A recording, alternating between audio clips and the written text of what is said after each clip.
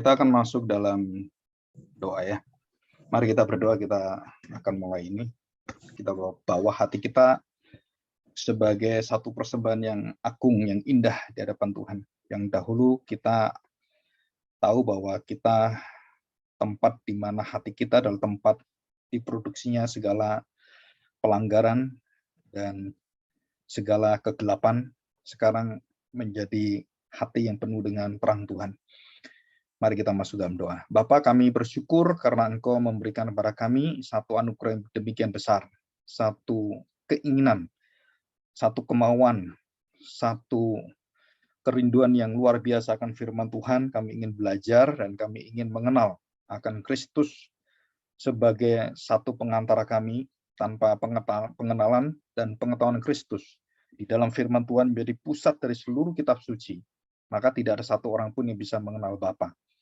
Kami bersyukur karena di dalam pengenalan akan seluruh rencana Allah, di dalam ketetapan kehendak yang kudus, yang adil dan benar, dan juga kehendak yang penuh dengan kemurahan dan kasih Tuhan dan belas kasihan, kami mendapati bahwa ada rencana Tuhan yang melebihi daripada segala pikiran kami, segala hati kami yang sedalam-dalamnya dan tidak mampu untuk mencerna. Maka disitulah kami hanya melihat kepada satu keagungan yang membuat kami takut dan gentar dan membawa kami ke dalam penyembahan yang benar.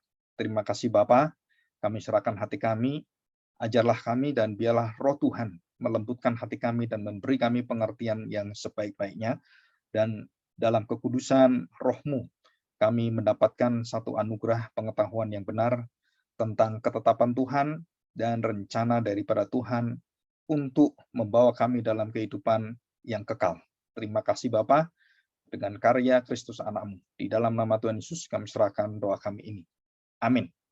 Ya, kita akan membuka satu perikop kitab suci ya, Ulangan 32.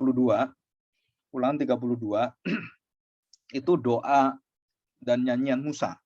Ya, itu sering dipakai untuk bahan-bahan perenungan dan juga khotbah. Nah, saya hanya membaca yang berkaitan dengan kuasa mutlak Allah di dalam seluruh kehendaknya atau kedaulatan Allah. Ya, kedaulatan ada 3, kontrol, otoritas, dan hadirat Allah yang memenuhi, menguasai, melaksanakan seluruh dari otoritasnya, kehendaknya, dan mengontrol seluruh manusia. Dan dia hadir dengan kuasa penyertaannya, dengan firman-Nya, dengan nabi-nabinya, dan sampai puncaknya adalah dengan anaknya yang kudus, yang dikenan oleh dia, yang sungguh-sungguh merupakan anak yang dikasih oleh Bapa. Nah, itu sebagai puncak pewahyuan, puncak penyataan Allah kepada manusia di dunia ini.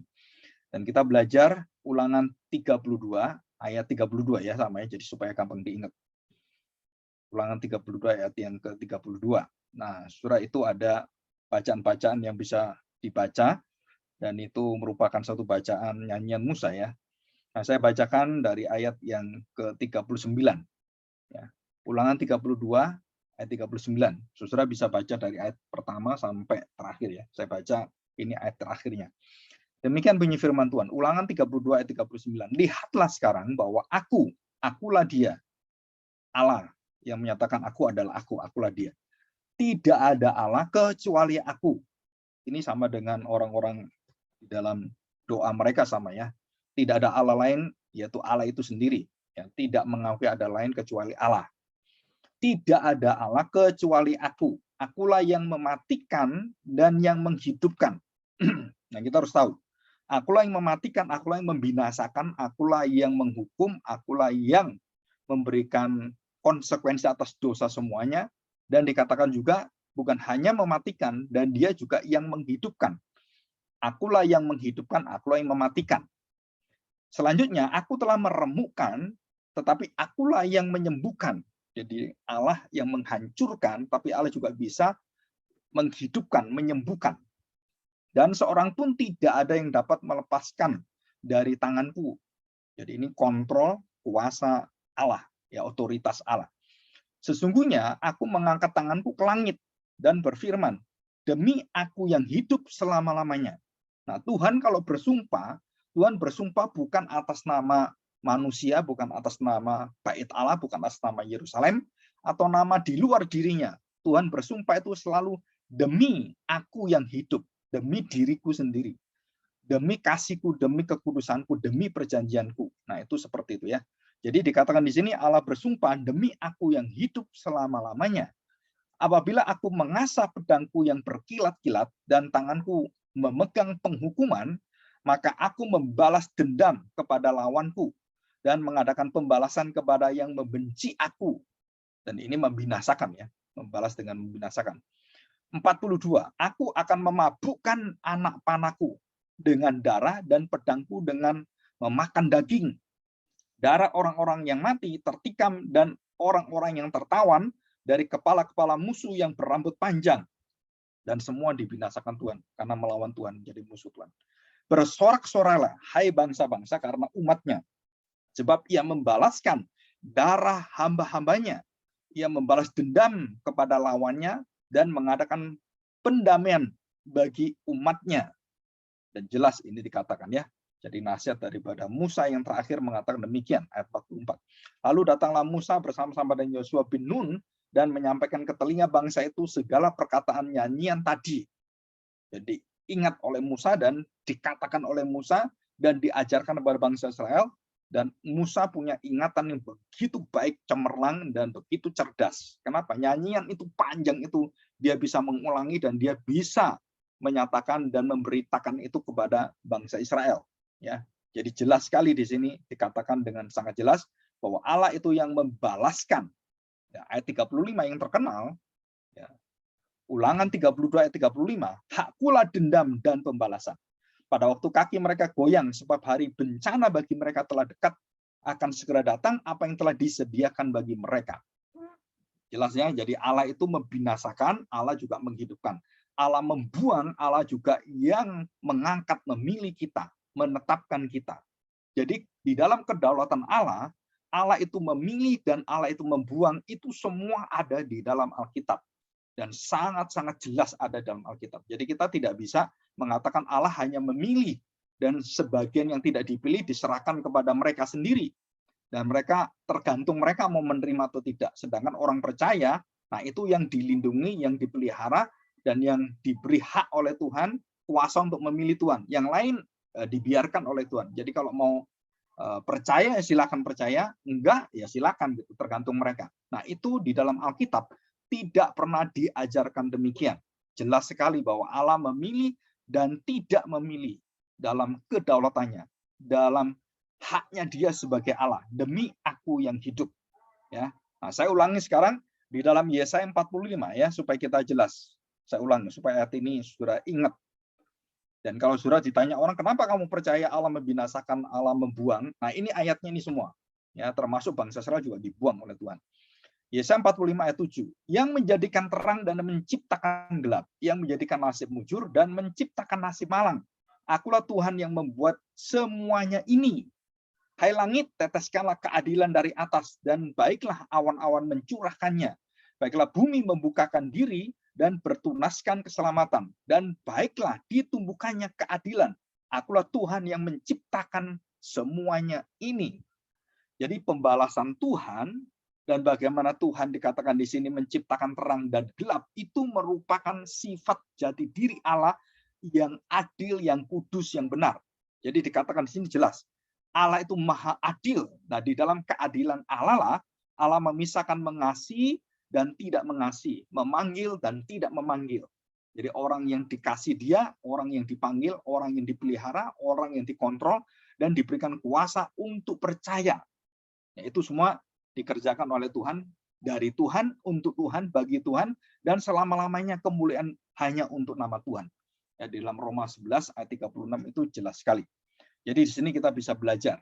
Jadi jelas ya, jadi semua dalam kedaulatan Allah, segala sesuatu yang terjadi menimpa kita, baik yang bisa kita terima sebagai sesuatu yang baik, ataupun malang, jahat, musibah, bencana, semua itu adalah ada di dalam kehendak Allah. Dan tidak pernah Allah tidak tahu. Semua dia tahu jelas.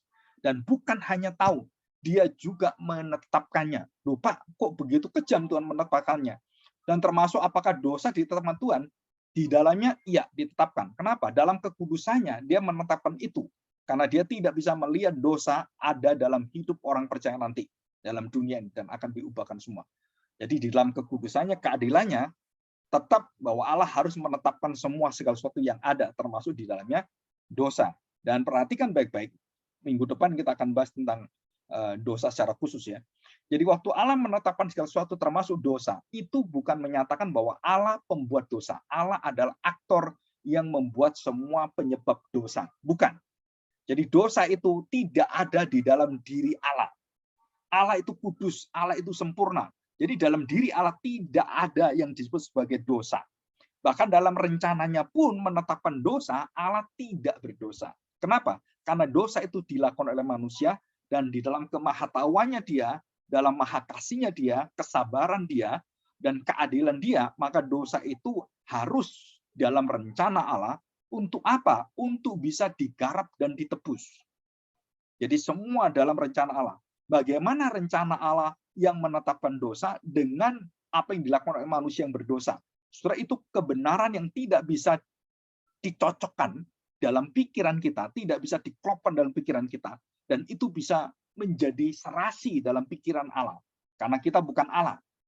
Dan kita harus tahu bahwa kita bertanggung jawab atas dosa kita, dan dosa yang kita lakukan pun itu di dalam pengetahuan Allah, dan Allah sudah tahu, dan Allah bukan hanya tahu, Allah juga menetapkannya, dan Allah tidak bisa dikatakan Allah yang berdosa kamu. Dan di dalam seluruh misteri ini, saudara, tanggung jawab manusia dengan ketetapan Allah dan hak Allah untuk berdaulat dan menetapkan segala sesuatu yang kecil, yang besar, yang terlihat dan tidak terlihat, semuanya itu di dalam kasih keadilan Allah. Nah, ini kita harus tahu. Kenapa? Karena dijelaskan ayat tadi ya. Jadi jelas sekali di situ. Dan bahkan kita harus tahu, arah hati seorang raja pun, rencana-rencana kita pun, itu sudah di dalam ketetapan Allah. Jadi orang berdoa seolah-olah dia bisa mengubah kehendak Allah. Wah, doa itu mengubah segala sesuatu. Dalam doa yang berkuasa, Allah bisa kita dikte gitu ya. Jadi kehendak Allah bisa berubah. Nah, itu dalam pandangan kita sebagai manusia, seolah-olah kehendak Allah itu bisa berubah-ubah sesuai dengan pergumulan doa kita, sesuai dengan permintaan kita, dan kemudian Allah berubah dalam pikiran kita. Ya, dalam pikiran kita, dalam kehendak yang kita lihat, seolah-olah ada perubahan-perubahan. Hizkia meminta supaya dia tidak mati dengan segala sakit penyakit itu, dan Tuhan berikan. Dan kemudian dia diberi waktu 15 tahun supaya dia bertobat dan dia memperbaiki diri. Dan Tuhan begitu sabarnya, dan Tuhan menetapkan 15 tahun dalam ketetapan kehendak Allah yang berdaulat, yang kekal itu, yang tidak berubah, dan dia sudah menetapkan itu dalam telema ya.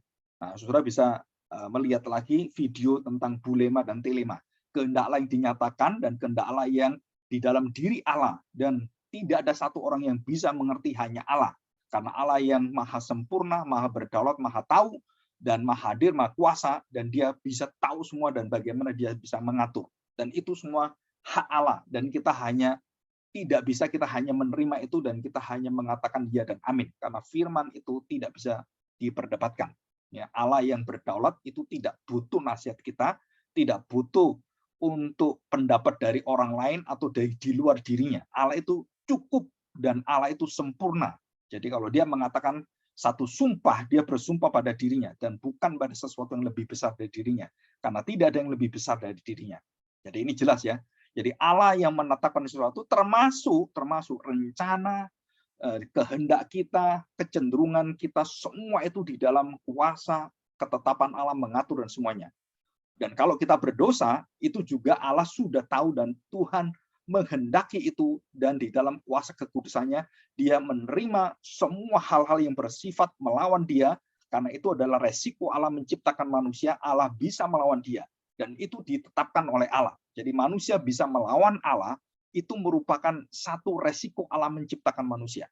Ya, bisa taat dan tidak taat. Karena dia memberikan kebebasan. Nah, itu jawabannya di situ. Nah, di dalam Amsal pasal yang ke-21, kita lihat ya, Amsal 21 ayat yang pertama.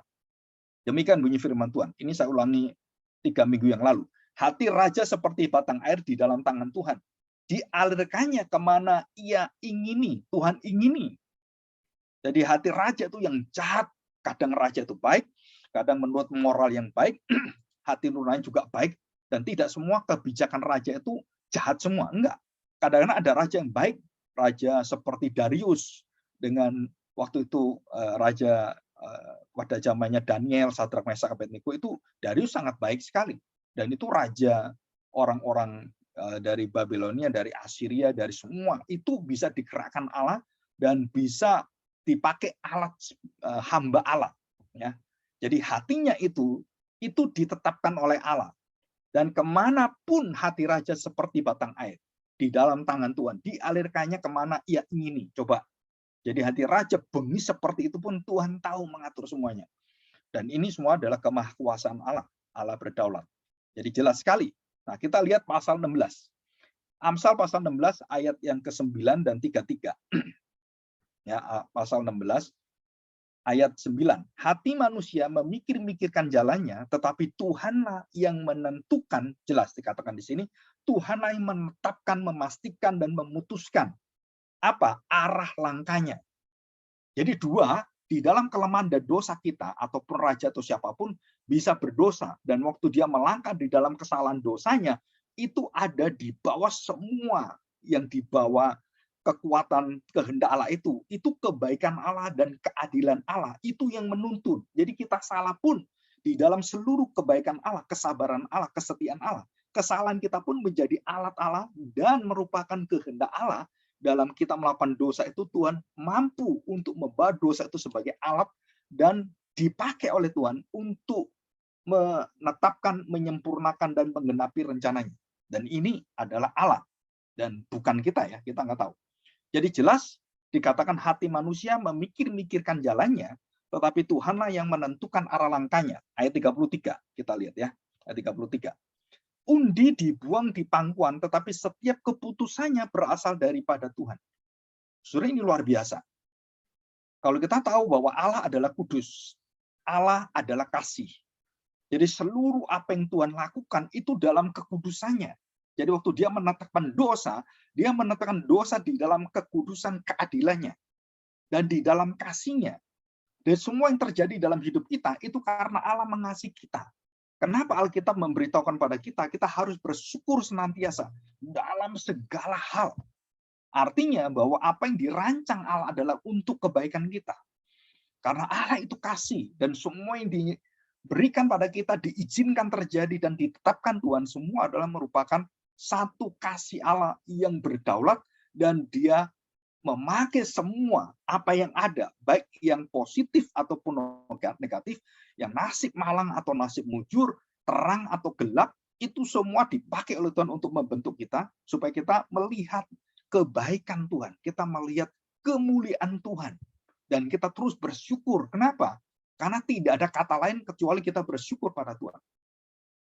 Inilah iman yang melampaui dari semua rintangan dalam hidup kita.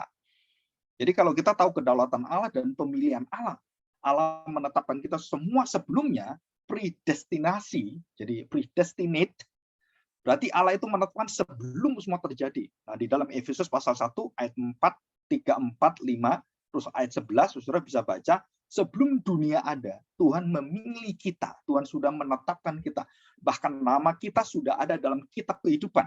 Ya, kemarin kita sudah bahas tentang kitab kehidupan di hari Sabtu. Apa, siapa yang ada dalam kitab kehidupan dan siapa yang tidak ada di sana. Nah, itu sudah dibahas. Nanti saudara bisa lihat di YouTube yang ada, ya. Jadi ini jelas ya. Jadi kita belajar hari ini sesuatu yang betul-betul sangat jelas dalam Alkitab diajarkan, ya. Hati raja dan semua orang-orang jahat pun, penjahat-penjahat sekali berapapun dalam perbuatannya, itu tidak pernah dibiarkan Allah dan kemudian Allah tidak tahu. Dan Allah sampai terkejut, kok bisa kamu berdosa seperti itu? Sodom dan Gomora, kok bisa dosamu seperti itu? Wah, Nimrod, raja Babel itu melawan Tuhan sampai mendirikan menara sampai menuju ke langit. Tuhan kemudian kaget. Nggak mungkin, saudara. Kenapa? Tuhan tahu semuanya. Dan mereka berbuat dosa itu pun di dalam pengenalan, di dalam kuasa Allah dan kemahatauannya, semua sudah ada di depan dia dan dia tahu semua. Dan bagaimana dia menghancurkan itu semua, bagaimana dia menetapkan itu semua, itu harus ada dalam rancangan Allah dari A sampai Z. dari yang paling terang sampai paling gelap yang kita lihat, itu semua di dalam kuasa, ketetapan, dan kuasa di dalam pemeliharaan kontrol Tuhan. Ya, dikendalikan oleh Tuhan semuanya. Nah, Tuhan yang mengendalikan semua. Nah, kita sudah baca tadi bagaimana raja, bagaimana rencana kita, bahkan undi ya. Jadi waktu kita mengundi itu pun itu di dalam rancangan kedaulatan Allah. Ya, kita tahu bagaimana Yunus diundi sampai 3 kali pun dia tetap harus dibuang. Walaupun orang-orang itu ingin Yunus, ya bukan Yunus gitu ya, nggak tahu siapa gitu. Nah, surah itu tetap akhirnya Yunus. Kenapa? Diundi pun keputusan semua di kehendak Tuhan dan di dalam tangan Tuhan. Jadi Yunus sampai 3 kali diundi, terus kena Yunus, Yunus lagi, Yunus lagi. Nah, itu perbandingannya, itu pangkat berapa itu ya. Nah, itu ketidakmungkinan. Kok bisa Yunus terus 3 kali? Karena orang begitu banyak. Dan waktu diobyek-obyek seperti itu, keluar Yunus. Obyek lagi, keluar Yunus. Sampai 3 kali. Dan itu bukan kebetulan. Kalau sekali bisa kebetulan. Kalau 3 kali itu ketetapan Allah. Ya, ini semua dalam ketetapan Allah dan keputusan rencana Allah yang agung. Dan kita bersyukur. Kenapa? Karena disinilah kita belajar. Ya, kita lihat Amsal 19 ayat 21. Nah, ini yang sangat jelas ya. Banyak rancangan di hati manusia, tetapi keputusan Tuhanlah yang terlaksana. Jadi kita merencanakan mau gini, tetap aja, oh tahu gini, saya nggak ke sana. Wah, kalau tahu gini, ngapain saya ke sana, buang-buang duit, buang-buang tenaga, wah banyak waktu yang dibuang. Nggak bisa, saudara. Kenapa? Karena itu semua sudah diterima dan sudah dilihat Tuhan, sudah ditetapkan, dan kita harus melewati satu persatu. Dan tidak ada sesuatu yang sia-sia dalam hidup kita. Termasuk, saudara perhatikan, termasuk perbuatan-perbuatan kita melawan Tuhan semua, itu menjadi peringatan bagi kita, dan menjadi satu sejarah bagi kita, bagaimana kita bertobat itu, untuk mengingat apa yang harus kita hindari manusia lama kita yang dulu melawan Allah, yang tidak mau percaya pada Allah, dan sekarang kita sudah melihat Allah dan kita sudah dibangkitkan dari dosa kita, dan dengan kuasa hidup dalam kebenaran kita melihat masa lalu kita. Oh, puji Tuhan. Nah, disitulah fungsinya. Kenapa itu dosa dulu saya kok diizinkan, kok dikehendaki ditetapkan dalam kuasa Tuhan yang Maha Kudus itu? Karena saya akan dibawa dalam kasih-Nya, pertobatan. Dan saya bersyukur, kenapa? Saya tidak dibinasakan. Nah, itu fungsinya. Ya, jadi kita harus tahu jelas. Jadi semua ada maknanya, ada kaitannya, ada tujuannya. Jadi bukan sia-sia. Jadi jelas sekali di sini dikatakan, banyaklah rancangan di hati manusia, tetapi keputusan Tuhanlah yang terlaksana. Ya, kita bersyukur kita bisa melihat ini ya. Nah, saudara, kalau saudara mau memperdalam, itu ada di dalam Matius pasal 10, 29, 31, pasal 19. Jadi ini ayat semua ada di sini. Dan sebenarnya banyak ayat yang lainnya, tapi saya pakai beberapa. Nah, kita akan teruskan. Ya.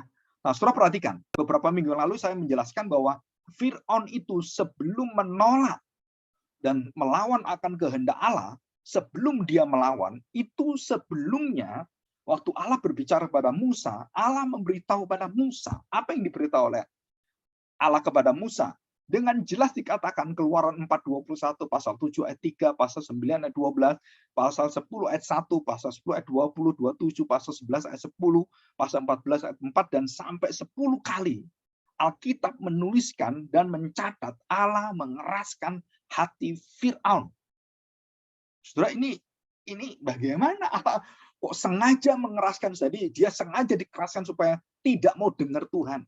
Dan ini terjadi di dalam Matius pasal 13 ayat 13. Dan juga Yesaya. Bangsa Israel pun dikeraskan oleh Tuhan. Jadi bukan hanya Fir'aun. Israel pun dikeraskan. Dan termasuk kita pun, kalau kita melawan Tuhan dan ada batas-batas, dan kita dablek luar biasa. Saudara-saudara harus tahu, kadang-kadang Tuhan izinkan kita mengeraskan hidup kita, hati kita, dan Allah bisa juga tidak memberikan kasih-Nya. Kita akan keras sekali. Tuhan tidak memberikan kesempatannya, Tuhan tidak memberikan hati nurani yang mau mengerti, mau bertobat, mau menyesal. Dan itu ditarik oleh Tuhan, maka tidak ada satu manusia bisa menyesal, bisa bertobat. Jadi pertobatan hati manusia bisa terima Kristus, menerima Injil, itu semua dari Allah dan bukan dari kita. Ya, bukan karya kita, bukan kemampuan kita. Kita semua adalah mati. Jadi jelas sekali Allah mengeraskan Fir'aun. Jadi Alkitab menjelaskan bahwa sebelum Fir'aun mengeraskan hatinya, Allah dulu mengeraskan dia. Dan Musa diberitahu. Fir'aun nggak tahu. Fir'aun nggak tahu dia akan dikeraskan Tuhan. Dia nggak ngerti apa-apa. Karena dia jahat ya, dia pasti akan keras hatinya. Dan Tuhan bisa memberikan belas kasihannya, kemurahannya. Dan Fir'aun kemudian membuka hatinya. Bisa nggak? Bisa. Tapi Tuhan tutup lagi. Dan Tuhan keraskan, Tuhan tutup telinga hatinya semua. 10 kali Alkitab mengatakan ini. Dan bukan hanya Fir'aun, pegawai-pegawainya. Dan seluruh orang istananya. Dan rumahnya semua, sampai anaknya. Bahkan seluruh bangsa itu juga orang Mesir. Keluaran 14 ayat 17. Dijelaskan seluruh bangsa itu, bukan hanya Fir'aun, dikeraskan hatinya seluruh bangsa Mesir. Saudara, ini sesuatu yang sangat mengejutkan. Jadi Allah bukan hanya mengeraskan satu orang, satu bangsa itu bisa dikeraskan oleh Tuhan. Ditetapkan untuk berbuat dosa dan tidak akan diampuni oleh Tuhan. Itu Allah. Dan itu serasi dengan apa? Dengan dosa mereka. Dan mereka sendiri mengeraskan hatinya. Jadi waktu Allah dipersalahkan, bukan kamu ngeraskan. Enggak. Kenapa? Kok enggak bukan Allah yang disalahkan karena Allah menetapkan dosa. Nggak bisa. Kenapa? Karena memang manusia bertanggung jawab atas tingkah lakunya sendiri. Jadi Allah tidak memberikan kemurahannya, Allah tidak memberikan kasihnya. Itu hak Allah. Sehingga manusia bisa keras hati. Allah tidak memanggil, tidak memilih dia, Allah tidak mengasihani dia. Itu hak Allah. Jadi kalau Allah mengasihani, pasti bisa terbukalah hatinya. Allah tidak mau, dicabutlah itu semua. Kemurahannya, dan tidak ada yang menahan Fir'aun. Dan dia semakin dablek, semakin bebal, keras kepala, keras hati, dan semuanya. Dan jatuhlah Fir'aun. Saudara, ini adalah satu yang jelas. Jadi Fir'aun kemudian tidak bisa lagi untuk mengerti apa itu lemah lembut. Nggak ada. Dan dia marah luar biasa kan. Jadi semakin tulah semakin datang, dia semakin keras hati. Datang, dia semakin keras hati. Dan sampai 10 tulah itu keras hatinya sempurna. Dan Tuhan kemudian binasakan semua. Bukan hanya Fir'aun. Seluruh bangsa Mesir dibinasakan Tuhan. Jadi Tuhan keraskan pribadi raja, istananya, keluarganya, pegawainya, dan seluruh bangsanya, itu dihempaskan Tuhan semuanya. Dan ini terjadi dalam Alkitab. Allah membinasakan mereka semua. Allah mengeraskan hati Fir'aun dan seluruh bangsa Mesir, dan kemudian dibinasakan Tuhan. Saudara, ini kedaulatan Allah. Dan itu tercatat jelas di dalam Alkitab dan ada ayat-ayatnya. Jadi kita tidak bisa mengatakan, oh Allah nggak mengeraskan. Nggak bisa, ada di dalam firman Tuhan. Allah tidak membinasakan. No, Allah membinasakan. Ada. Yohanes 3:16 juga sama. Begitu besar kasih Allah akan dunia ini, maka Allah yang dinyatakan bahwa Allah menerima yang percaya, yang tidak percaya akan binasa. Nah, itu artinya apa? Akan dibunuh, akan dibinasakan. Itu Yohanes 13 bukan ayat kasih. Ayat kasih dan murka Allah, kebinasaan. Itu ada di situ. Kita kalau dengar khotbah Yohanes 3:16, Allah penuh kasih, Allah begitu baik, dan kita tidak pernah dengar bahwa di dalam kasih Allah itu ada yang sejajar dengan kasihnya. Apa? Kemarahan, murka, dan kebencian Allah akan orang-orang yang menolak dia. Jadi Allah memberitahukan, terimalah anakku, terimalah Injil. Kamu nggak mau terima, nah aku marah, aku binasakan kamu. Nah itu. Jadi berita Injil itu selalu seimbang dengan berita murka Allah. Tidak terima Injil, kamu akan dapatkan murka Allah. Tidak terima kasih Allah, kamu akan dihukum. Tidak terima penebusan dosa, kamu tidak akan ditebus dan kamu akan dibinasakan, dibuang dan dicampakkan dalam lautan api neraka itu. Dan itu tertulis. Ya, ini sangat membuat kita betul-betul kadang-kadang merinding sekali ya dengan Allah menetapkan segala sesuatu ini. Oke, kita lanjutkan. Nah, saudara, kemudian ada permasalahan yang kita harus perhatikan. Jadi manusia itu bisa jatuh dalam dosa, itu dari mana asalnya? Apakah manusia bisa menuduh seperti waktu manusia jatuh dalam dosa? Seorang seperti Adam menuduh istrinya, karena istrinya menyebabkan dia makan buah itu. Istrinya menuduh ular, karena ular yang mempengaruhi dia.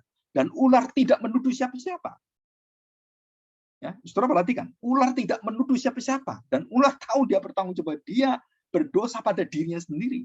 Tapi manusia tidak sadar dia berdosa terhadap dirinya sendiri. Dia melawan Allah dan dia merusak dirinya. Dia menuduh manusia lain, dia menuduh ular, dia menuduh iblis. Jadi kalau kita jatuh dalam dosa, ini kan gara-gara dosa, gara-gara iblis. Kita salahkan aja iblis semua. Ini kan karena iblis, karena dosa. Ya, saya digoda perempuan itu sehingga saya berzina. Saya digoda perempuan sehingga saya akhirnya jatuh dalam dosa. Sebenarnya itu udah sejak dulu kala nenek moyang kita jatuh dalam dosa selalu punya alasan dan menuduh yang bukan diri kita. Kalau diri kita menuduh diri kita, kita sadar, oh iya saya salah. Kita bisa tahu diri, menyesal gitu kan. Nah ini enggak, dilemparkan. Nah iblis, kalau kita lihat, iblis tahu diri, saudara. Kita enggak tahu diri. Iblis tahu diri waktu dia dipersalahkan mempengaruhi. Betul, yang memang saya mempengaruhi kamu. Terus kemudian iblis tidak melemparkan itu kepada Tuhan. Enggak bisa. Oh karena kamu ciptakan saya. Enggak bisa. Saudara. Kenapa enggak bisa? Karena iblis enggak bisa ngomong itu. Dia tahu dosanya adalah karena dirinya sendiri. Nah, iblis berdosa dengan manusia berdosa bedanya apa? Iblis tidak bisa bertobat, tidak bisa datang kepada Tuhan kembali. Karena dia diciptakan sempurna, sekali jatuh, dia jatuh selama-lamanya. Sedangkan manusia, karena ada yang menggoda, yaitu iblis, maka Tuhan berikan kesempatan dan itu semua ditetapkan dalam rencana keagungan Allah. Jadi iblis masuk ke Taman Firdaus, itu ditetapkan Allah. Dia tidak ujuk-ujuk seenak sendiri masuk. Enggak, saudara. Itu dalam rencana Allah untuk menguji manusia, untuk memberitakan pada manusia bisa taat dan tidak bisa taat. Ya, nah kita akan belajar ini. Jadi waktu manusia sebelum jatuh dalam dosa, perhatikan saudara, ada dua hal ya dalam diri manusia, naturnya. Jadi manusia itu bisa berdosa dan bisa tidak berdosa. Nah itu ada satu kebebasan, ada satu kehendak yang bebas. Dan perhatikan saudara. Jadi manusia sudah diberitahu dan diperintahkan oleh Tuhan. Jangan makan buah itu. Jadi ada kebenaran dan kebenaran itu adalah bentuknya perintah negatif. Jangan. Jelas kan? Berarti artinya tidak boleh. Nah kita urutkan ini. Jadi Adam waktu mendapatkan perintah, sebelum ada Hawa, dia mendapatkan perintah itu. Ya, sebelum ada Hawa dia dapat perintah. Jadi the first authority, otoritas yang pertama menerima perintah larangan adalah Adam dan belum ada Hawa. Adam yang menerima itu. Jangan makan ini, ya, buah ini. Dan Adam menerima dan otomatis kalau begitu ada perempuan itu, Adam menceritakan kepada istrinya, kita nggak boleh lu makan ini. Ya, kita tidak boleh. Dan itu dijelaskan. Ya, sebelum ada wanita, Tuhan sudah memerintahkan jangan makan ini. Dan setelah wanita diciptakan, Adam beritahu pada istrinya, ini yang dilarang oleh Tuhan. Jadi istrinya itu second. Jadi setelah Adam langsung dari Tuhan, dan istrinya dari Adam, bukan dari Tuhan langsung. Dan ini bedanya. Dan iblis tahu, iblis tidak menggoda langsung kepada Adam. Kenapa? Karena kemungkinannya gagal besar. Dan dia menggoda dari mana? Dari istrinya, dari Hawa. Karena dia mendapatkan otoritas yang dari suaminya, suami dari Allah. Jadi ada kelemahan di situ. Walaupun kita tahu bahwa manusia bisa untuk menolaknya. Bahkan Hawa bisa menolaknya karena mendapatkan perintah dan dia bersekutu dengan Tuhan. Tetapi wanita akhirnya jatuh. Ya, jatuh dalam dosa dan kemudian mengajak suaminya. Dan kemudian suaminya jatuh dalam dosa. Nah, saudara di sini. Jadi akhirnya manusia jatuh dalam dosa, tidak taat, melanggar perintah Allah. Dan itulah dosa. Dosa pertama dalam manusia, umat manusia adalah manusia jatuh dalam dosa dan melawan kehendak Allah, larangan Allah. Yaitu makan buah yang tidak diperbolehkan. Dari semua ribuan buah, dan hanya satu buah yang dilarang. Jadi semua kebebasan diberikan Allah, dan semua kepuasan diberikan oleh Allah, dan semuanya boleh dimakan, semua boleh dimakan, dan hanya satu buah yang tidak boleh dimakan. Jadi di situ seharusnya manusia bisa melihat kebaikan Allah yang begitu besar dan berlimpah-limpah, sehingga waktu dia mau memilih untuk melakukan melawan kehendak Allah, itu sebenarnya kalau kita ngomong harusnya dia bisa menahan diri. Kenapa? Cuma satu. Jadi selama tidak ada iblis, manusia bisa tahu dan taat pada Tuhan dan tidak jatuh dalam dosa. Saudara, ini satu kebenaran dalam Alkitab bahwa belum ada iblis masuk ke Firdaus, manusia tidak jatuh dalam dosa. Tapi setelah iblis masuk, dan itu pun dikehendaki Tuhan, dan dalam rencana Tuhan, waktu iblis masuk menguji manusia, dan di situ manusia harus berani untuk menetapkan langkahnya, melanggar atau tidak. Dan dia diuji, dan disinilah ujiannya. Jadi firman Tuhan sudah diberikan, larangan sudah diberikan, penyertaan sudah diberikan, dan manusia sekarang memilih. Ya, jadi Adam kuat dan iblis tahu bagaimana menipu, dan langsung ditujukan kepada Hawa, karena Hawa dianggap yang paling lemah, otoritasnya itu terakhir.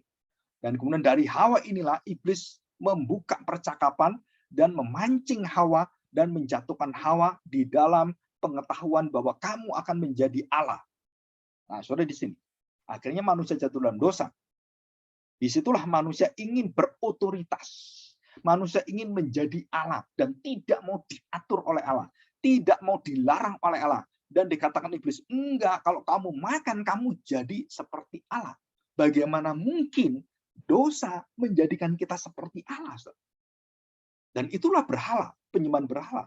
Jadi dosa semua membawa kita adalah menyembah berhala. Dosa keserakahan, kerakusan, dosa apapun membuat kita akhirnya merendahkan dan menduakan dan menyingkirkan Allah. Semua dosa. Jadi semua dosa membawa kita dalam penyembahan berhala. Kebutuhan kita, kesenangan kita.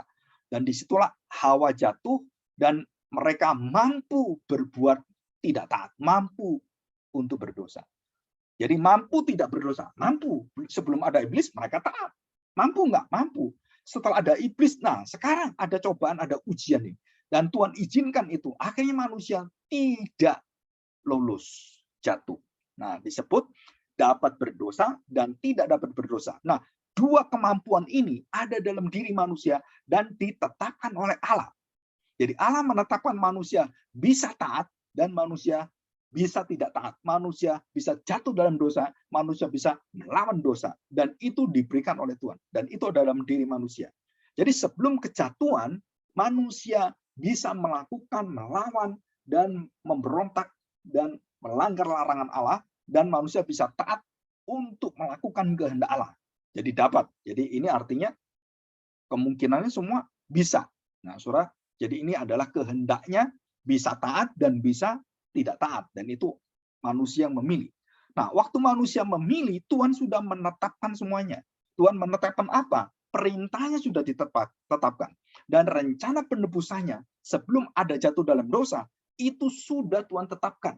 Semua sudah Tuhan tetapkan. Kenapa? Karena Tuhan menyediakan. Yehovah Yireh. Allah memelihara, Allah menyediakan, dan Allah semua menyiapkan semua. Kalau manusia jatuh dalam dosa, dan semua rencana Allah adalah ditetapkan Allah. Apapun yang terjadi. Jadi begitu manusia dalam dosa, ini semua sudah dalam rancangan Allah yang agung, yang sempurna. Jadi kita tidak dapat melihat ini sebagai pikiran manusia yang terbatas. Tapi semua di dalam diri Allah serba bisa, dan semua bisa disatukan. Jadi kita melihat dosa, kasih, keadilan, murka Allah, kemurahan Allah, kita nggak bisa menyatukan itu. Tapi dalam diri Allah, itu semua serasi semua. Allah marah dengan Allah penuh kasih, penuh kesabaran. Itu seimbang dan sempurna. Kita nggak bisa. Kalau kita marah, kita nggak bisa sabar. Kalau kita sabar, kita susah marah. Dan kita nggak bisa menyeimbangkan sifat-sifat Allah dalam diri kita. Dan kita harus ditolong oleh Sang Kristus penebus. Kalau kita nggak bisa, nggak bisa, saudara. Kenapa? Karena Roh Kudus yang diutus Kristus menolong kita untuk memberikan kita satu kehidupan yang bisa menerima dan bisa berjalan shalom, serasi dengan kehendak Tuhan. Shalom itu artinya serasi, ya, seiring dengan kehendak Tuhan. Nah, di sini sebelum jatuh dalam dosa, manusia mungkin berbuat dan mungkin tidak berbuat. Dan ini semua adalah satu kehendak yang dibebaskan, dan Tuhan memberikan pilihan pada manusia. Dan sebelum memilih, Tuhan memberikan perintah-perintah dan rambu-rambunya. Jadi Tuhan kalau dikatakan, loh kenapa aku jatuh dalam dosa? Kamu nggak ingatin saya. Loh, sudah diingatkan. Kamu sudah diberitahu dengan tegas kamu akan mati. Pasti mati. Jelas, saudara. Jadi kita nggak bisa Adam dan Hawa menyalahkan, oh karena Tuhan salah. Nggak bisa, saudara. Kenapa? Mereka nggak berani menyalahkan Tuhan. Baik manusia, baik Adam, baik Hawa, baik iblis, nggak bisa menyalahkan manusia. Nah sekarang, orang sekarang, waktu tahu Tuhan menetapkan dosa, dan merancang semuanya. Nah, kita mengatakan, berarti Tuhan berbuat dosa. Kamu lebih berani dari Adam, Hawa, dan iblis. Kamu menuduh Tuhan sebagai penyebab dosa, sedangkan iblis saja tidak menuduh Tuhan.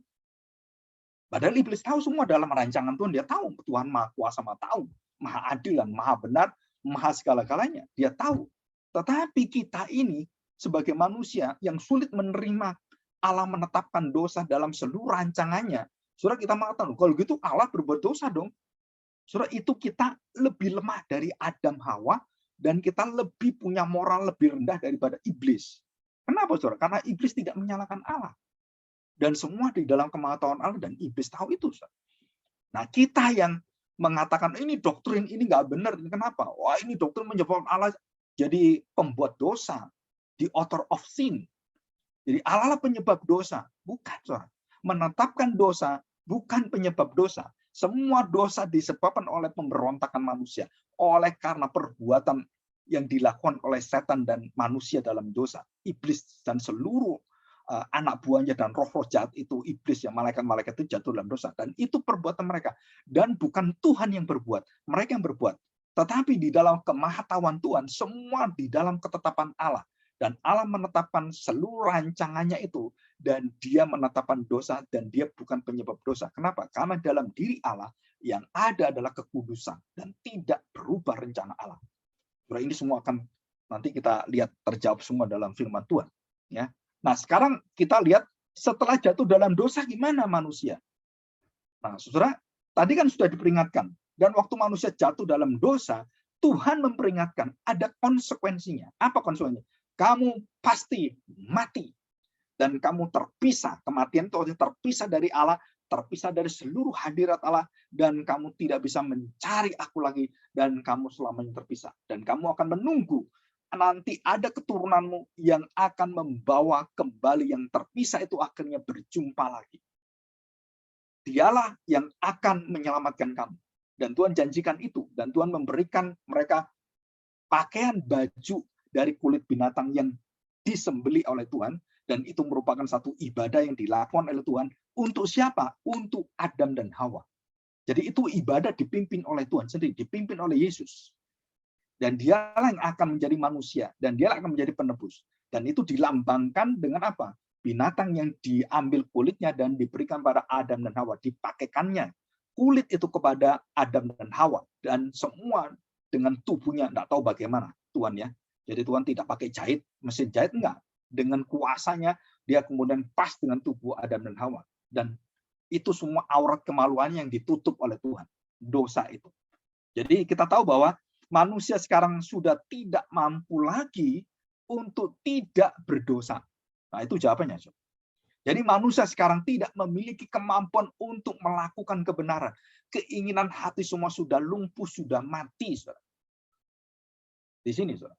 Jadi manusia tidak bisa melakukan untuk menyelamatkan diri. Manusia saja bisa mempertahankan hidupnya. Ya, dengan anugerah umum, dengan wahyu umum, manusianya bisa mempertahankan diri di dalam kehidupannya, dan manusia bisa menjaga sesama manusia dengan moral yang ada, dengan hukum-hukum yang ada, dengan hikmat yang ada, dengan wahyu umum yang ada di dunia ini. Tuhan memberikan manusia bisa menjaga ketahanan dan menahan dosa itu, sehingga manusia masih diberikan kesempatan sampai akhir zaman. Dan berkali-kali manusia dibinasakan Tuhan. Zamannya Nuh, Sodom, Gomora, Babel, dan itu kita tahu semuanya. Jadi manusia hanya kecenderungannya adalah melakukan dan melawan Allah, memberontak kepada Allah. Dan di dalam diri manusia tidak ada keinginan dan kemampuan untuk apa? Menghendaki kebenaran. Saudara, itu nggak ada. Kenapa? Karena Allah sudah menetapkan kamu mati. Nah, ini kuncinya. Mati dalam seluruh kemampuan kita untuk melakukan kebenaran yang bisa menyelamatkan diri kita. Dan Tuhan hanya sisakan satu kebaikan kemurahannya yang dia curahkan untuk orang-orang yang benar dan orang-orang yang berdosa. Matahari dan hujan diberikan pada mereka. Untuk apa? Untuk memberikan waktu Tuhan, masa kemurahan Tuhan, dan Injil diberitakan. Dan ini di sini, saudara. Jadi kuncinya kenapa Tuhan masih menahan semua kehancuran manusia itu? Karena Tuhan memberikan kesempatan pertobatan sampai kepada akhir zaman. Tetapi kebenaran yang mereka terima secara wahyu umum, anugerah umum itu tidak bisa menyelamatkan mereka. Itu hanya menyeimbangkan, menahan dosanya. Ya, kalau sudah keterlaluan, Tuhan binasakan. Sodom, Gomora, Babel, zamannya Nuh, itu dibinasakan Tuhan. Kalau sudah keterlaluan, termasuk bangsa-bangsa yang menjajah bangsa saya, sudah keterlaluan, Tuhan kemudian hancurkan mereka. Dan dengan apa ya, dengan ngeri sekali mereka dilululantakkan oleh Tuhan. Dan itu cara Tuhan. Jadi setelah jatuh dalam dosa, kemampuan manusia untuk mencari Allah, kemampuan manusia untuk mendapati Allah sudah tidak ada. Manusia sudah kehilangan semua. Nah, kita baca ini ya secara singkat. Roma pasal 3 ayat yang ke-10. Ya. Perhatikan. Seperti ada tertulis, tidak ada orang benar seorang pun tidak. Itu dalam Mazmur 14 ayat 1 sampai 3. Ini perjanjian lama. Mazmur 53 ayat 2 dan 4. Jelas sama. Tidak ada Allah, busuk dan jijik perbuatan mereka. Tidak ada yang berbuat baik. Dan semua melawan Allah, mengatakan Allah tidak ada, Allah itu jahat, dan Allah itu bukan Allah. Dan mereka menyatakan diri mereka tidak mau ada Allah. Mereka mau jadi Allah dirinya sendiri. Dan itu dosanya Adam dan Hawa. Dosanya iblis dikopi menjadi dosanya Adam. Dan dikopi semua menjadi seluruh umat manusia. Dosanya menyembah dirinya sendiri. Ya. Di situ. Ya. Oke, kita lanjutkan ya. Nah, perhatikan. Ayat yang ke-10 tadi, saya ulangnya, seperti ada tertulis, tidak ada yang benar, seorang pun tidak. 11, tidak ada seorang pun yang berakal budi, tidak ada seorang pun yang mencari Allah. Saudara, ini posisi manusia. Jadi tidak ada yang bisa menyenangkan hati Allah. Maka waktu Tuhan Yesus keluar dari air dibaptis itu, suara dari surga, kerinduan Allah, ada satu manusia yang berkenan kepada dia, yang dia cari, yang dia dapati. Itu hanya satu manusia satu-satunya. Dan waktu dibaptis dan keluar dari air itu, Tuhan Yesus mendapatkan satu pengakuan dari Bapa Surgawi, dari surga langsung, dari hadirat Allah, langsung ke bumi, langsung dari yang surga yang maha kudus itu, terjun langsung ke bumi dan melihat anaknya, dan sinar kemuliaan Allah meliputi seluruh apa yang terjadi dan di sungai Yordan itu, dan dikatakan inilah anakku, kepadanya lah aku berkenan. Nah, saudara, satu-satunya manusia yang berkenan hanya Tuhan Yesus. Musa, Daud, semua tidak ada yang berkenan. Tidak ada, mereka semua jatuh dalam dosa. Mereka semua dengan pemberontakan, mereka semua hatinya cenderung untuk membawa dirinya selalu jauh dari Tuhan. Dan itu semua, tidak ada manusia yang sempurna sesempurna Kristus. Jadi jelas sekali di sini ya. Jadi tidak ada seorang pun yang mencari Allah, tidak ada seorang pun yang berakal budi, dan semua orang, ayat 12, semua orang telah menyeleweng. Mereka semua tidak berguna, tidak ada yang berbuat baik, seorang pun tidak. Ini posisi setelah jatuh dalam dosa. Ya. Bahkan di ayat yang ke-26 dikatakan di sini. Ya, ayat 23. Karena semua orang telah berbuat dosa dan telah kehilangan kemuliaan Allah. Jadi hilang kemuliaan Allah. Kemampuan kita bisa mengenal Allah sudah nggak ada. Dalam haturan ini semua nggak ada. Dan manusianya melawan Tuhan, menggantikan Tuhan dengan seluruh kesenangan kita, dengan seluruh keinginan kita yang kita mau, kita senang.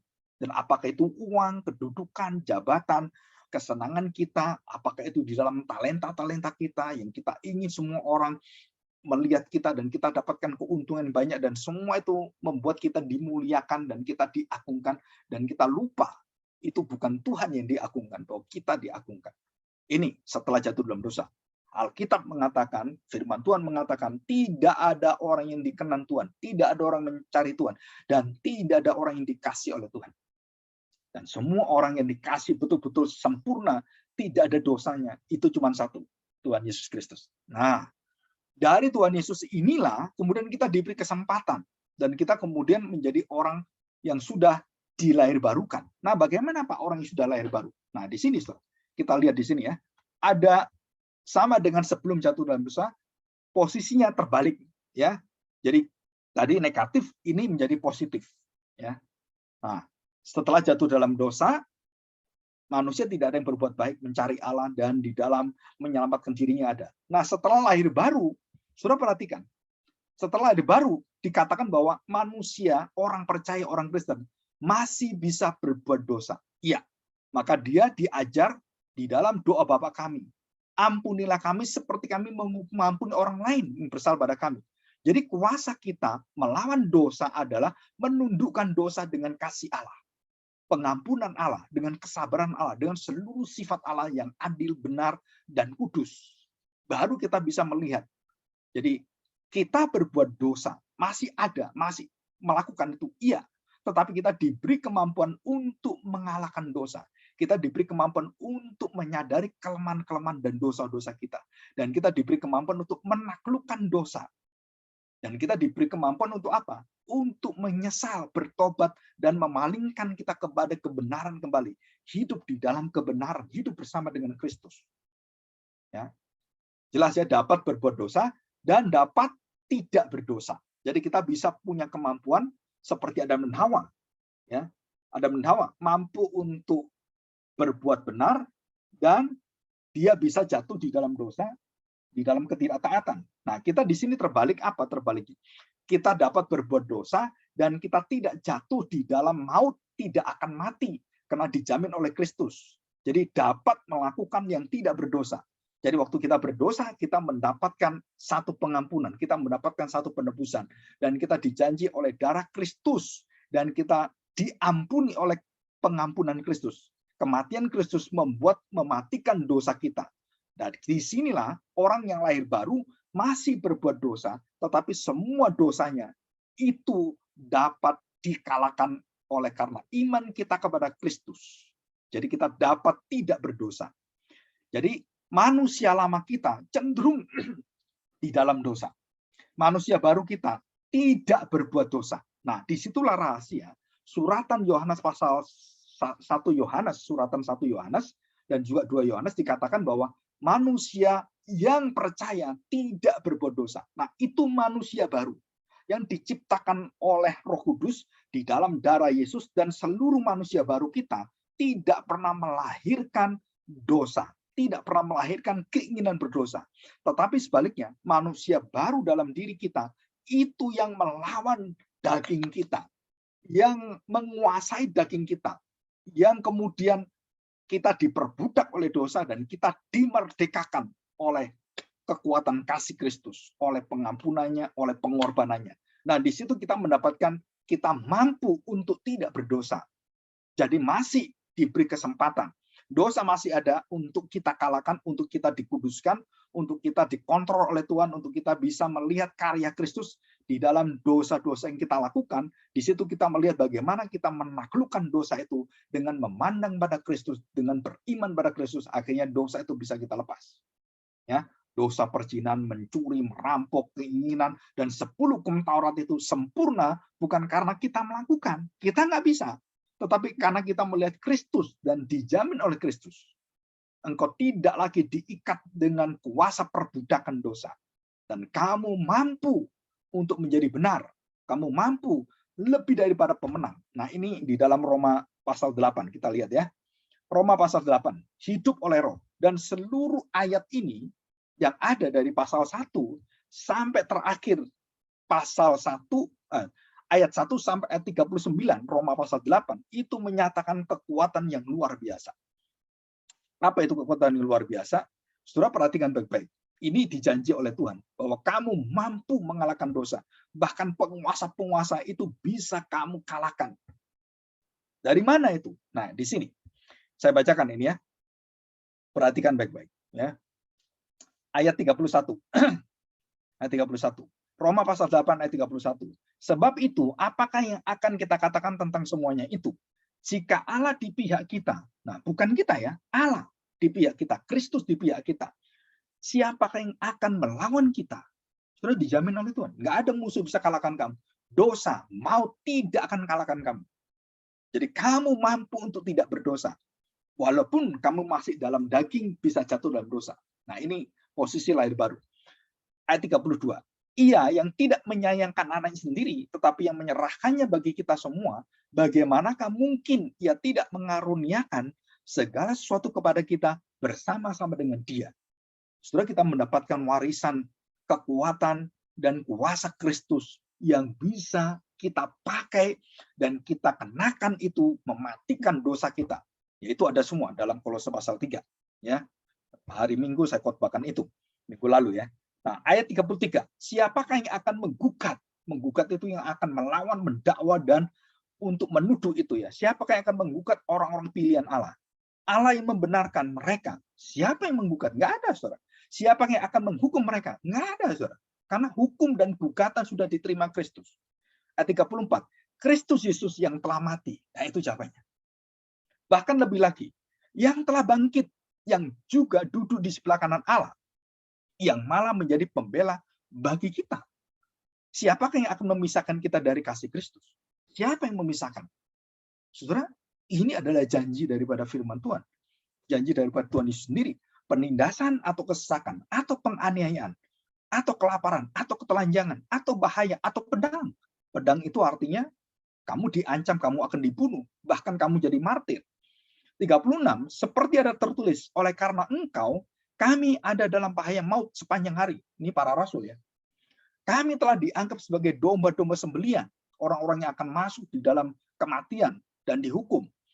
38, 37. Tetapi dalam semuanya itu, kita lebih daripada orang-orang yang menang. Kita bukan hanya menang, kita lebih dari pemenang. Karena kita dimenangkan sebelum kita berjuang. Kita dijadikan menang sebelum kita melakukan semuanya. Karena Kristuslah pemenang kita. Dan memenangkan bagi kita. Dan kita lebih dari pemenang. Kenapa? Karena kemenangan kita berasal dari Kristus. Ya. 38.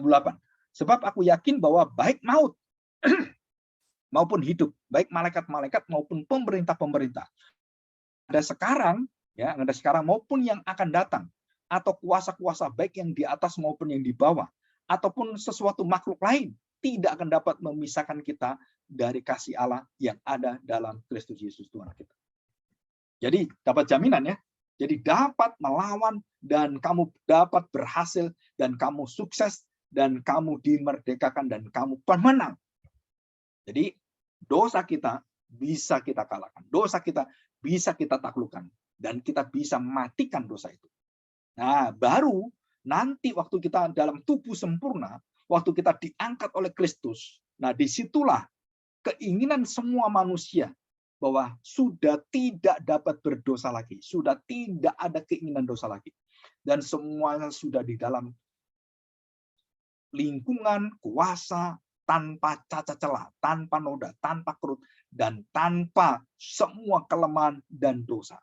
Sudah semua dicabut oleh Tuhan dan semua sudah dimenangkan. Dan bagaimana kita dimenangkan? Saudara perhatikan, hanya satu jalan. Tubuh yang kita ini, yang masih berdosa itu, harus dihancurkan di dalam tanah itu dan menjadi hancur dan kita diberi tubuh yang baru. Dan semua orang percaya, orang sudah di dalam Kristus yang percaya Mesias, itu akan diberi tubuh yang baru, tubuh kemuliaan. Dan di dalam tubuh itu sudah tidak ada lagi benih-benih dosa. Dan itu adalah tubuhnya Kristus. Ya, tubuhnya Kristus. Jadi Kristus itu tidak berbuat dosa. Dan itu akan diberikan pada kita. Kita juga tidak akan berdosa. Kenapa? Karena tubuh kita adalah tubuh Kristus. Dan tubuh kita, tubuh Kristus itu membuat kita memiliki tubuh kemuliaan sama seperti tubuh Kristus yang tidak ada kecenderungan dan inklinasi di dalam dosa. Ini luar biasa, saudara. Dan ini jaminan. Tapi di dunia ini kita nggak bisa, saudara. Ya, nanti dan iman kita melihat, kita merindukan hidup tanpa dosa, manusia di dalam sukacita, manusia saling melayani, saling tahu diri, dan semua dengan sukacita yang luar biasa. Bagaimana, so? Kalau keluarga kita rukun, anak-anak kita baik, aduh rasanya senangnya luar biasa. Kalau ada anak kita yang lemah dalam dosa, di dalam jatuh yang begitu dalam, kita sedihnya luar biasa. Anak kita jadi perampok, melawan Tuhan, aduh, dalam kesedihan kita. Tetapi waktu kita tahu bahwa itu semua akan dikalahkan dan kita akan dijanjikan satu hidup penuh dengan kemuliaan. Dan kita langsung bersyukur di hadapan Tuhan. Ya. Nah, saudara, jadi ketetapan Allah itu ditetapkan sebelumnya, itu namanya istilahnya pra-ketetapan. Ya, diselamatkan dan dibuang, itu betul-betul ditetapkan sebelumnya. Jadi itu disebut sebagai supra. Lapsarian itu, lapsus itu artinya kejatuhan. Supra itu jauh melampaui yang kita lihat sebelumnya. Atau ante itu sebelum, bahasa Latin ya. Atau bahasa Inggris itu pre, ya, ditetapkan sebelumnya, predestinasi, pre-lapsarian, sebelum dosa sudah ditetapkan dan itu rencana Allah. Ya, tapi kalau yang sublapsarian ditetapkan Tuhan dosa itu, saudara, dan waktu Tuhan menetapkan semuanya, menunggu manusia dalam maha tahu Tuhan yang akan memutuskan manusia, bukan Tuhan. Nah, Alkitab tidak mengajarkan ini. Alkitab mengajarkan semua nama kita di dalam kitab kehidupan sudah ditera. Sebelum aku lahir di dalam rahim ibuku, dalam Mazmur 139, aku sudah dipilih oleh Tuhan. Aku sudah ditetapkan oleh Tuhan. Dan Daud mengatakan itu. Dan semua para nabi juga sama. Ya, sama semuanya. Jadi ketetapan Allah itu menetapkan diselamatkan dan tidak diselamatkan, dibuang atau dipilih, dibinasakan atau dikasih oleh Tuhan, itu sebelum semua terjadi. Sebelum kita bisa bertindak, sebelum kita ada, sebelum apa yang bisa kita kerjakan, sebelum ada manusia, mama kita, papa kita, engkong kita, kongkong kita, dan semua sebelum-sebelumnya, itu kita sudah ditetapkan Tuhan. Segala sesuatu. Dan ini tidak masuk dalam akal budi kita. Karena kita tidak mampu untuk mencerna ini. Dan Alkitab dengan jelas mengajarkan ini. Ya, Tuhan memberikan satu kebenaran dan memberikan bahwa itu adalah anugerah Tuhan dan itu adalah ketetapan rencana Tuhan dan Tuhan memberitahukan pada kita, ini rencanaku, ini perjanjianku, ini adalah ketetapanku. Maka Alkitab kita itu namanya perjanjian lama dan perjanjian baru. Kenapa perjanjian? Karena Allah mengikat perjanjian sebagai pencipta dengan ciptaannya. Dan itulah pengikatan perjanjian. Perjanjian lama untuk bangsa Israel dan semuanya, perjanjian baru untuk segala bangsa di dalam Kristus. Ya, Kristus yang hanya lambang, di sini adalah wujudnya. Bayangan dan disinilah orangnya. Ya, ini bayangannya dan inilah orangnya. Dan di dalam perjanjian barulah semua dikenapi.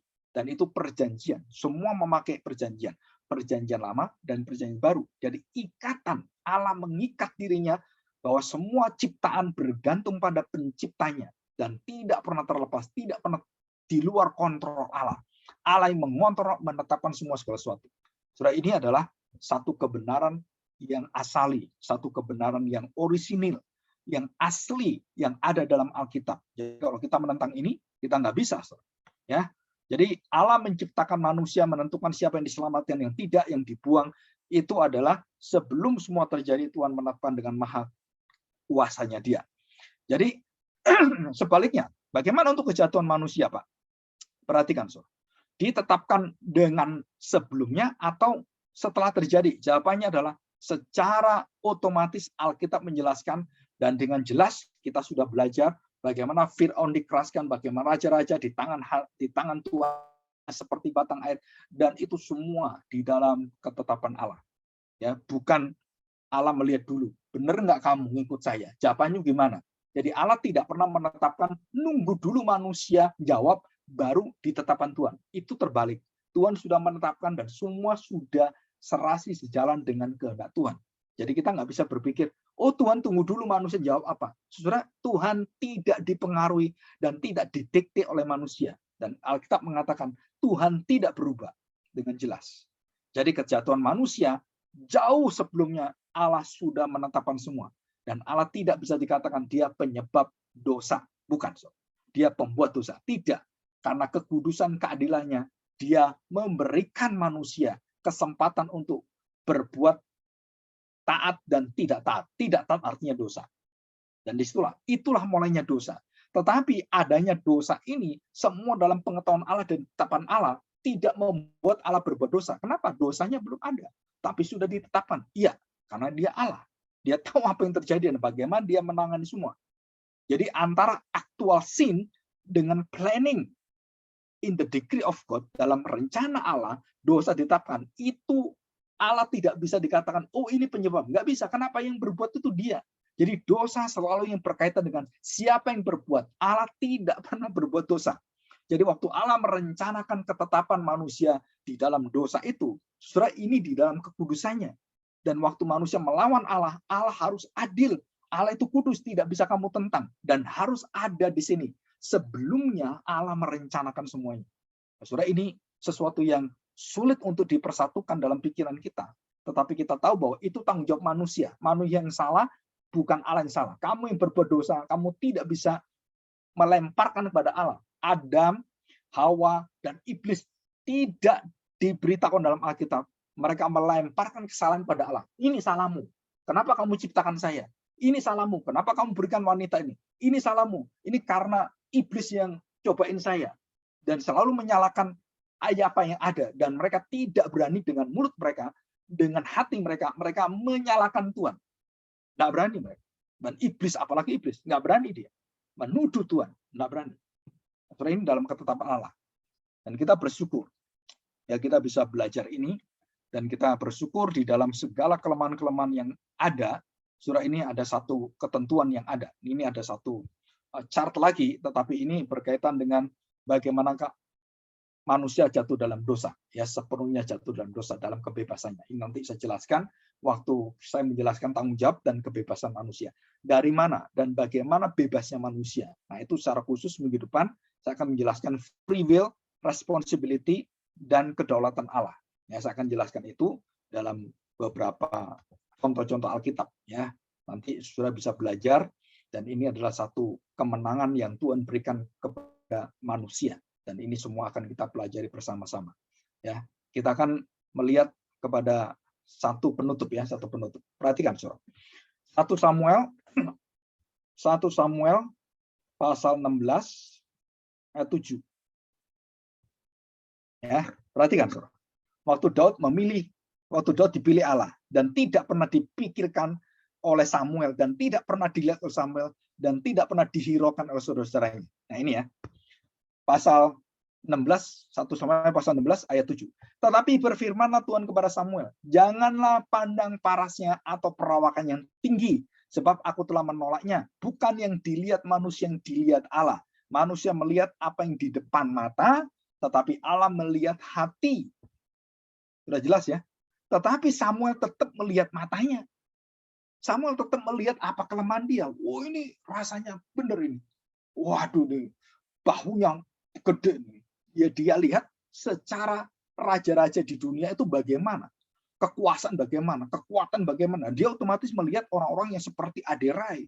Orang-orang gede-gede seperti itu. Nah, Tuhan mengatakan, aku tidak pernah milih raja karena apa yang kamu lihat. Apa yang kamu lihat sebagai orang bertalenta, orang yang hebat, orang yang pinter, orang enggak aku lihat itu. Tapi aku lihat hatinya.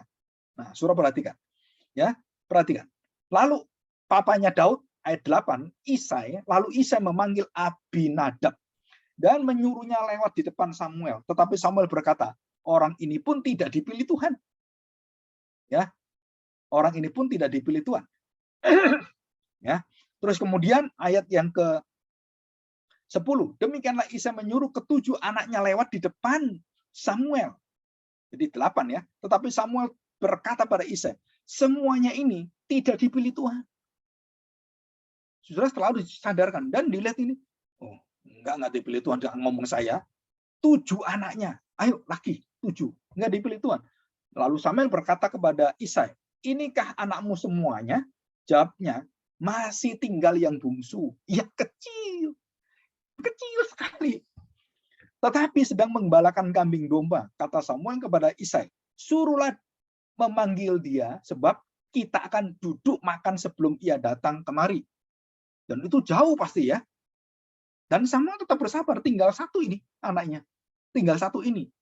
Dan semuanya tidak mikir kalau Daud ya. Kemudian disuruhnya menyebut dia, ia kemerah-merahan, matanya indah dan parasnya elok.